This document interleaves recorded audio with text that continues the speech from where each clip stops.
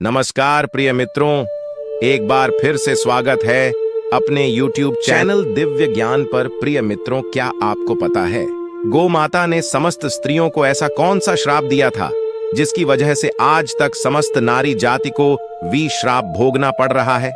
गौ माता ने एक ऐसा श्राप दिया जिसे टाला नहीं जा सकता और आज के समस्त स्त्रियां उसे श्राप को भोग रही हैं। अगर आप भी जानना चाहते हैं गौ माता ने समस्त स्त्रियों को कौन सा श्राप दिया था, तो इस वीडियो को पूरा और लास्ट तक जरूर देखिएगा।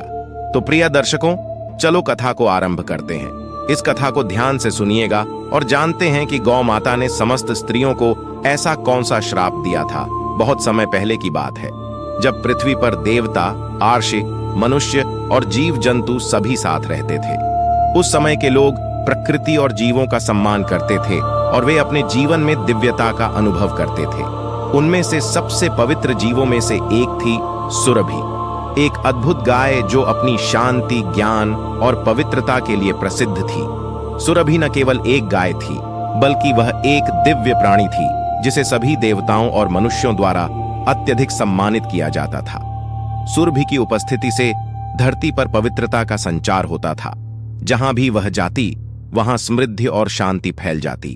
वह गायों की रानी मानी जाती थी और सभी उसे मां की तरह पूजते थे। उसके दूध में औषधीय गुण होते थे और उसकी आशीर्वाद से जीवन में समृद्धि आती थी। सुरभि का स्वभाव बेहद सौम्य और करुणामय था। वह हमेशा दूसरों की भलाई के लिए सोचती थी और किसी के साथ भी भेदभाव नहीं करती थी। स्वर्ग में देवताओं का एक सभा चल रहा था। वे चिंता में थे कि असुरों का प्रभाव बढ़ता जा रहा है और वे देवताओं के लिए लगातार खतरा बनते जा रहे हैं। इस समस्या का समाधान खोजते हुए देवताओं ने सोचा कि यदि वे अमृत प्राप्त कर लें तो वे अमर हो जाएंगे और फिर कोई भी उन्हें पराजित नहीं कर पाएगा। लेकिन अमृत केवल स्वर्ग में ही उपलब्ध था और उसे प्राप्त करना बेहद कठिन था।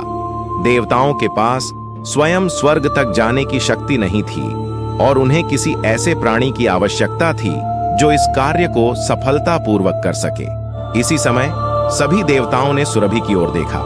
उनकी नजरों में सुरभि ही एकमात्र ऐसा प्राणी थी जो इस महान कार्य को अंजाम दे सकती थी। सुरभि की पवित्रता और निस्वार्थता का सम्मान करते हुए सभी देवताओं ने सर्वसम्मति से निर्णय लिया कि वह अमृत प्राप्त करने के लिए सबसे उपयुक्त है।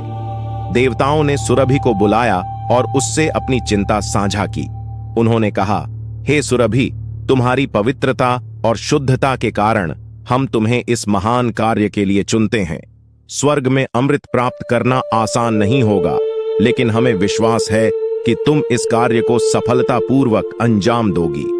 सुरभि ने देवताओं की बात सुनी और अपनी जिम्मेदारी को समझा। उसने इस कार्य को स्वीकार कर लिया, लेकिन उसे पता था कि स्वर्ग तक पहुंचने के लिए उसे किसी मानव की सहायता की आवश्यकता होगी। स्वर्ग में प्रवेश करना और अमृत प्राप्त करना एक ऐसा कार्य था जिसे अकेले करना उसके लिए कठिन था। सुरभि ने सोचा कि उसे धरती पर एक ऐसे व्यक्ति की तलाश करनी चाहिए जो उसकी सहायता कर सके। उसने कई स्थानों पर खोज की, लेकिन उसे कोई ऐसा नहीं मिला जिस पर वह पूर्ण विश्वास कर सके।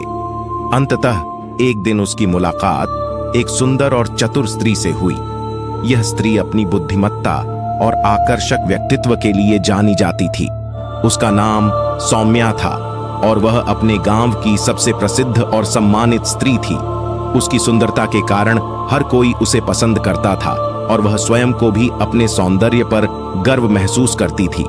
सुरभि ने सौम्या से संपर्क किया और उससे कहा, हे सौम्या, मैं एक महत्वपूर्ण कार्य के लिए तुम्हारी सहायता चाहती हूं। देवताओं ने मुझे अमृत प्राप्त करने का कार्य सौंपा है और इसके लिए मुझे तुम्हारी सहायता की आवश्यकता है। मैं जानती हूं कि तुम बुद्धिमान और सक्षम हो, इसलिए मैं तुम पर विश्वास कर सकती हूं। सौम्या ने सुरभि की बात सुनी और उसकी प्रशंसा की। उसने वादा किया कि वह यह कार्य निस्वार्थ भाव से करेगी और अमृत लाकर सुरभि को सौंप देगी। सौम्या के भीतर एक गर्व की भावना जाग उठी कि उसे इस तरह के महत्वपूर्ण कार्य के लिए चुना गया है। उसने सोचा कि यह उसका भाग्य है और उसने सुरभि से वादा किया कि वह किसी भी परिस्थिति में उसे निराश नहीं करेगी। सौम्या और सुरभि ने स्वर्ग की ओर यात्रा शुरू की। सुरभि ने अपने दिव्य गुणों का उपयोग करते हुए स्वर्ग के द्वार तक पहुंचने का मार्ग दिखाया। स्वर्ग का दृश्य अद्भुत था। चारों ओर चमकते हुए बादल, स्वर्णिम महल और दिव्य संगीत की ध्वनि सुनाई देती थी। सौम्या ने पहले कभी ऐसा अद्भुत दृश्य नहीं देखा था और उसकी आंखें स्वर्ग की सुंदरता में खो गईं। जब वे स्वर्ग पहुंचे तो उन्हें अमृत की खोज करनी पड़ी। अमृत एक विशेष स्थान पर रखा गया था जिसे बहुत ही कम लोगों को छूने का अधिकार था। सुरभि ने सौम्या को वह स्थान दिखाया और उससे कहा, यहां से अमृत लो और इसे मेरे पास ले आओ। इसे बहुत सावधानी से रखना, क्योंकि यह अमृत देवताओं की अमृता का स्रोत है। सौम्या ने बर्तन लिया और अमृत लेने के लिए आगे बढ़ी। जैसे ही उसने अमृत देखा, उसकी आंखें चौंधिया गईं। अमृत की चमक और उसकी दिव्यता ने सौम्या के मन में लालच को जन्म दिया। उसने सोचा, अगर मैं यह अमृत स्वयं पी लूं तो मैं भी अमर हो सकती हूं। मेरी सुंदरता और यौवन सदा के लिए बनी रहेगी। कोई भी मुझसे अधिक सुंदर और शक्तिशाली नहीं होगा। यह विचार उसके मन में गहराई से बैठ गया। उसने अमृत को अपने लिए रखने का निश्चय किया। उसने चुपचाप अमृत को अपने पास छिपा लिया और सुरभि के बर्तन में केवल जल भर दिया।